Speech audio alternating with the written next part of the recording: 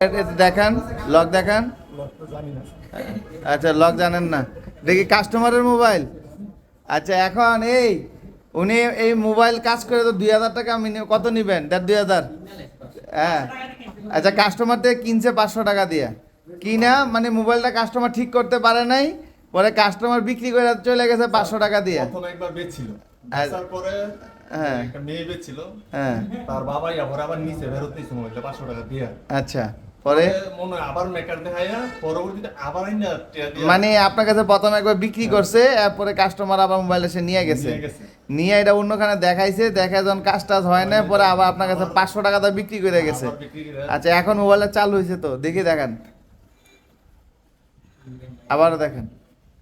তার মানে এখন মোবাইল সম্পূর্ণ চালু। এখন মোবাইল যদি গ্লাসটা চেঞ্জ করে তাহলে 4-5 হাজার ব্যস্ত হবে তো, ওই কোর্সে 20% টাকা উসুল। হ্যাঁ, ওকে, থ্যাংক ইউ।